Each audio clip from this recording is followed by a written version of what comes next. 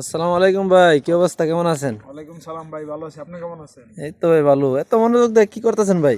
ভাই এই যে এইচডিবি পাইপের কাজটা বাংলাদেশে আগে দেখতাম, বুঝছেন? আমি আর আমার আব্বাই রাস্তায় দাঁড়ায় দাঁড়ায় ওই যে আপনার রাত্রে যখন কাজ হইতো, বাংলাদেশে তো দিনে রাস্তা বন্ধ করে কাজ করা যায় না, হুম। রাত্রে কাজ করে, তো দাঁড়ায় দাঁড়ায় দেখতাম যে এটি কিভাবে জয়েন করে। হুম। তো তখন চিন্তা ভাবনা করতাম যে আসলে কি আমি এই কাজ কোনো সময় করতে পারবো। আমি একটা প্লাম্বার, বুঝতে পারছেন? জি জি। তো আমি বাংলাদেশে 17-18 বছর ধরে কাজ করি, তো চিন্তা ভাবনা করি আমি ইউপিবিসি, সিপিবিসি, পিপিআর, হ্যাঁ, বহুত ধরনের কাজ করছি। আমি কি এইচডিবি পাইপের কাজ করতে পারবো? তখন এই পাইপের নামও জানতাম না, এইচডিবি। হুম। তো এখন সৌদি আসলাম, আসার পরে দেখলাম যে এটার নাম এইচডিবি। তো এটা তো 110-এর পাইপ।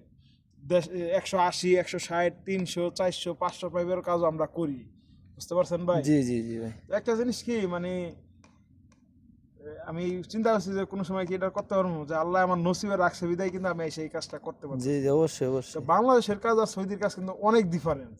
জি। ঠিক আছে ভাই? এই তো ভাই ভালো থাকেন ভাই, আচ্ছা ভাই। সুস্থ থাকেন, আল্লাহ ভরসা।